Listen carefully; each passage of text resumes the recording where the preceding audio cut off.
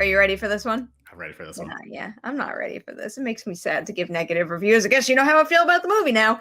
This is a review of Superintelligence, starring Melissa McCarthy. So she plays a woman named Carol Peters, and she leaves the corporate world in hopes of pursuing a path where she can actually change the world for the better. And while she's busy doing that, she's targeted by an AI that wants to learn more about humanity. He picks her because she's super duper average. So anyway, the AI tells her that she has three days, I think, to prove to it that it should save humanity. But specifically by rekindling her relationship with Bobby Cannavale's character, who she walked out on because of her own ambitions, completely left him they never get into it, which is number one, the most infuriating part. Like, the setup for this entire movie is the fact that Melissa McCarthy's character has to rekindle her love with Bobby Cannavale's character to prove to the AI that humans are capable of doing the right thing. Doesn't he not even show up until halfway through the movie? I feel like the supermarket scene is like nearly the midpoint. It is nearly the midpoint. Number one, that scene is just atrocious. Number two, there's no dramatic stakes ever. There is no dramatic stakes because they just walk back into each other's lives and there's no reconciliation. There's no point of any of it. I don't know. They were separated for 3 years. She just left him there and left him high and dry. And he's like, oh, cool, you're back. All right. And that's not how life works. No, I don't want to obsess over that one supermarket scene the entire time, but it's also a very strange scene. I feel like, in particular, his character feels like a completely different character in that one scene compared to the rest of the movie. Are you saying there's development in this movie? Yeah, there's not really. Definitely not in his character, George.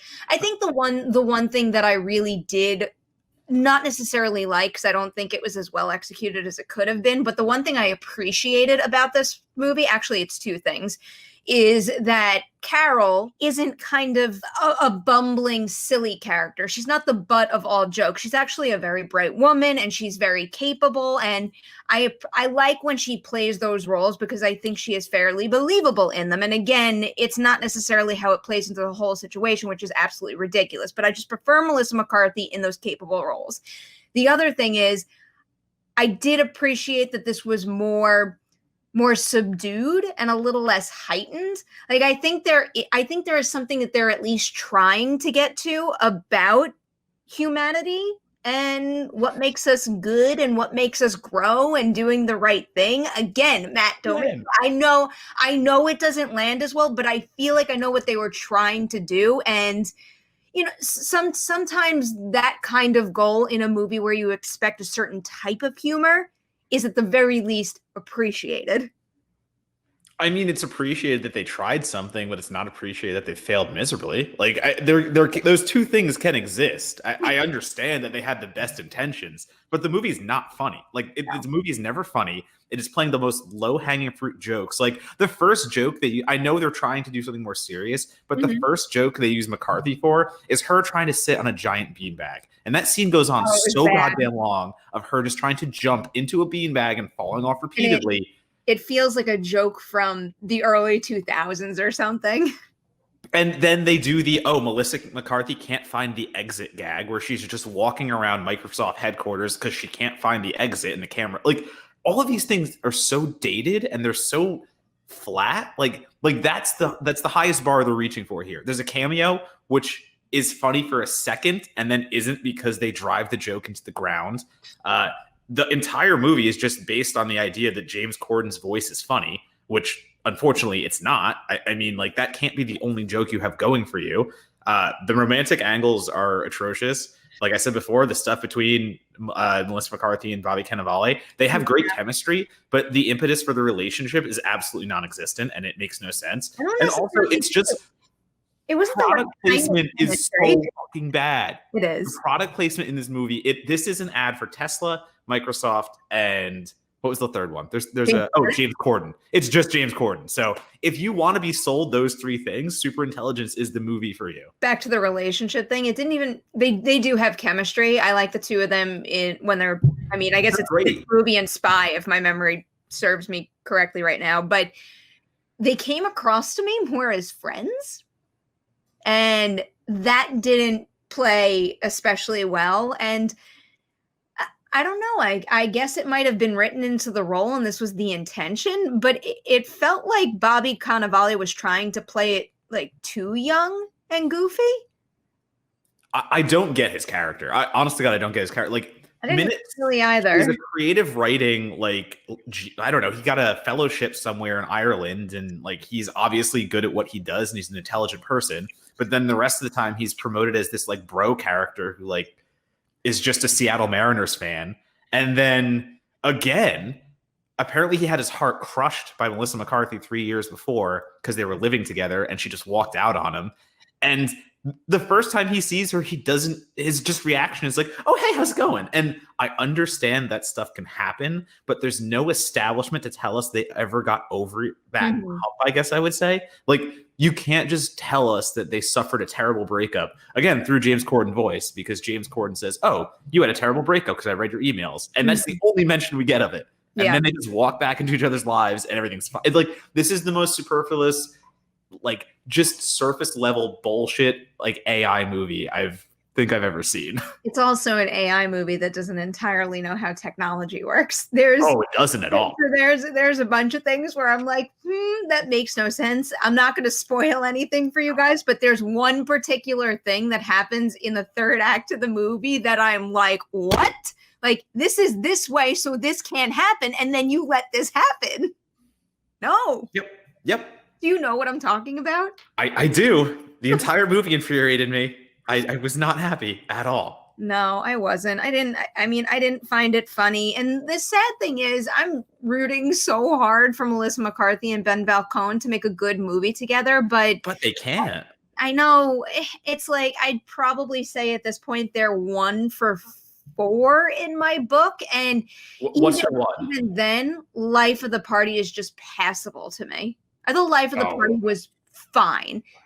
Tammy was probably one of my least favorite movies of 2014. And the other one is The Boss? Which, I just had no, it was The Boss. I had no patience for that. I love Melissa McCarthy as an actress. I think she does tremendous things, but her working with Falcone has been one of the worst partnerships she's had. Relationship-wise, good for her. I'm glad they are happy and healthy and all these things, but their professional partnership is atrocious. We should probably take like a little baby step back here, because I will say I don't necessarily think that there's anything about Ben Falcone's direction in the movie that I think is just absolutely atrocious and shows signs that he shouldn't be directing.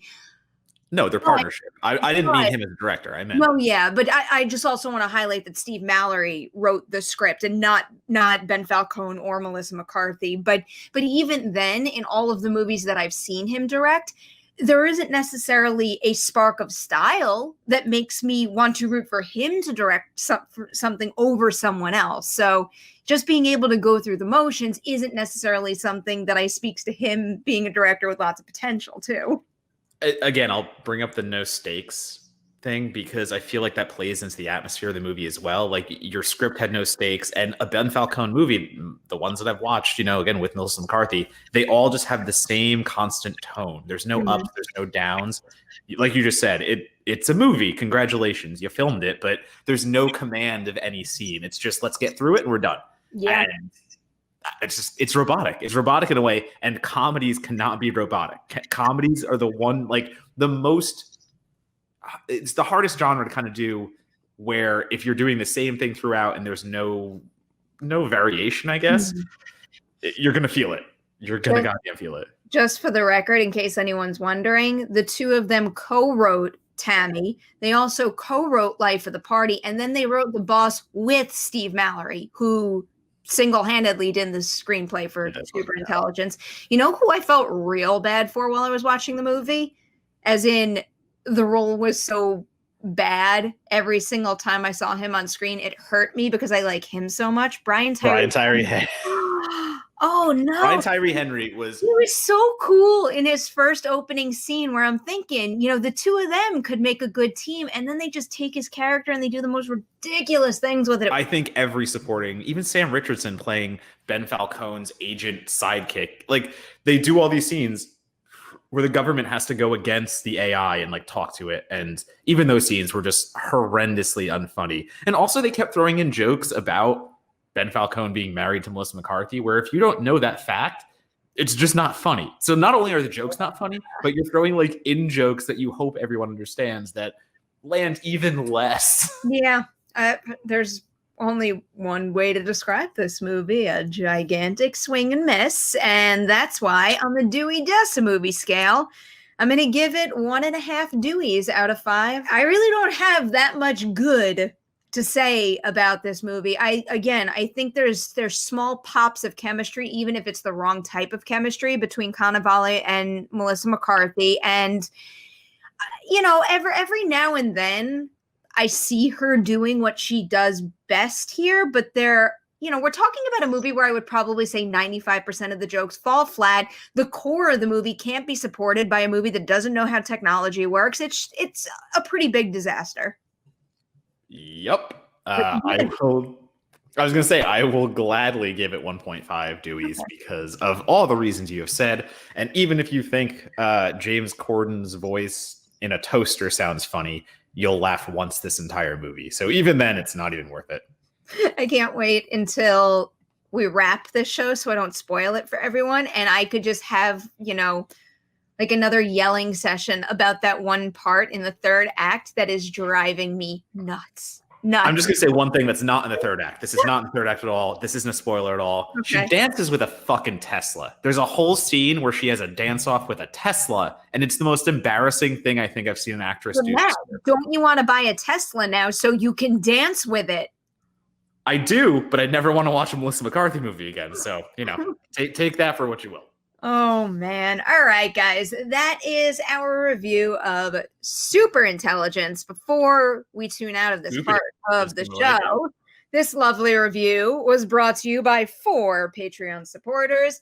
We have Efren and Justin, my 2 fantasy football patrons, who I think are both doing very well in the league. We also have Ruben and Iman, who have been part of the campaign for quite a while now. So to all of you, thank you for being here and for making that review happen.